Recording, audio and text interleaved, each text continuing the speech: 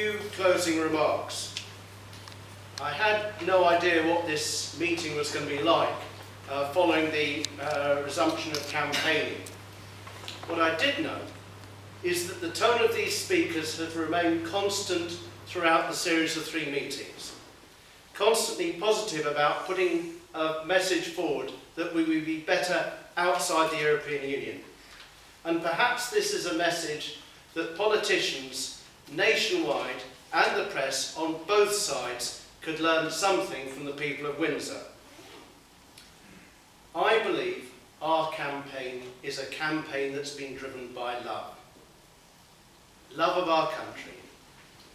Love of this country's traditions, believing that there is value in preserving them.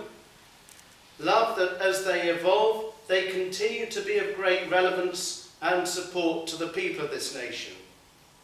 Love of the proud record that we have of being in the vanguard of democracy and believing that we are better off governing ourselves. Love, great pride and huge confidence in our armed forces. Long may they be separate from a European army.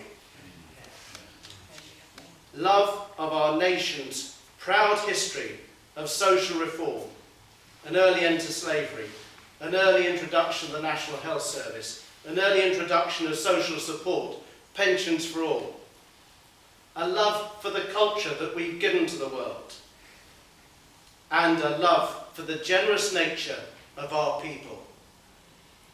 Remain have been relentlessly negative in their campaigning. The warnings have become increasingly frenzied and more extreme as the polls narrow. Have they nothing positive to say about 43 years of membership? They may point to the fact that there's a free trade deal. But the truth is that it has worked as a bonanza for our competitors more than us, because they continue to sell us more than we sell them. We are told that we cannot survive with any realistic prospect of prosperity outside the European Union. Do they know nothing of the people they are trying to persuade? A people of integrity, a people of ingenuity, a people of energy, a people of industry and of trade, a people whose mother tongue is English, the lingua franca of the world, a people who brought into the world so many inventions that you couldn't name one of them because it would be an insult to 10,000 British geniuses, a people whose creative talents have continued unabated, so that in 2014, 1 in 7 of all albums sold worldwide came from British artists, a people whose youth have created a multi-billion-pound industry from gaming and are exporting it to the world, and a people whose compassion is so great that they founded worldwide charities like Bernardo's, like the Salvation Army, and even like Oxfam, and a people whose laws have become the bedrock of governance for countries worldwide. Amen. Any minister who does not believe that the people that he governs are capable of thriving as an independent nation should look themselves in the mirror and ask themselves, are they worthy to govern these people?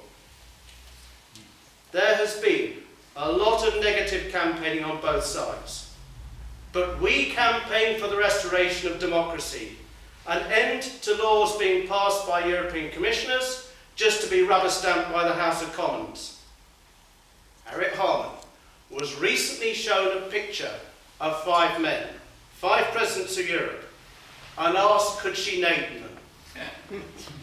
She said she didn't know who they were, but she pointed out they were all men. There's a serious point here. Has Harriet forgotten the cause for this country's greatest feminist, Emily Pankhurst? Emily Pankhurst fought for the simple right for women of this country to be allowed to elect the people who govern the women of this country, not for the right to hand it over to 5 faceless men in Brussels. She fought for the simple right for the people to govern, for her to be able to elect the people who govern.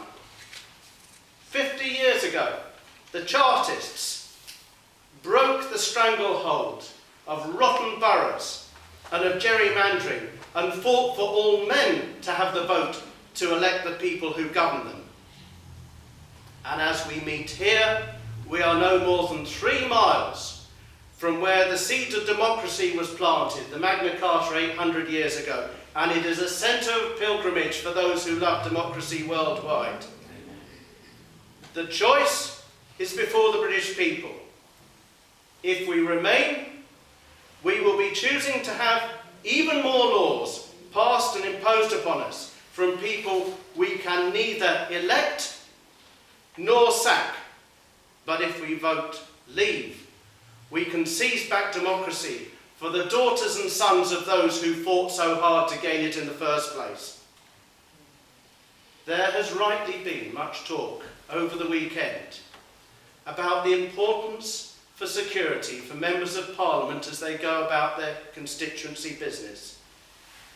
Whatever measures are taken, the abiding principle must be that each of us have the right to go and speak to our Member of Parliament, and that if they are convinced of our cause, they can go and influence the governance of this country.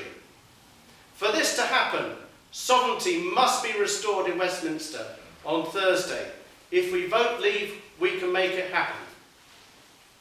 You will have noticed there is a huge contrast between the two campaigns.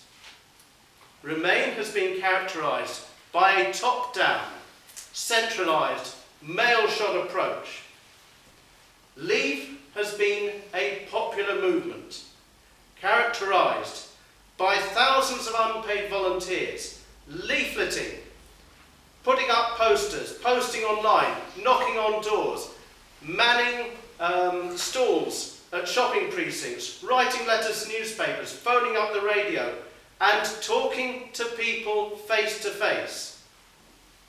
Now it is your turn. There are 3 days left, and we all have to play our part. Talk to the people who you know are going to be voting leave. Make sure they vote. Talk to those people who are unsure. Look them in the eye and explain why you believe we are better off out. On Thursday, we can take back democracy for this country. You, the people, can make it happen. Thank you.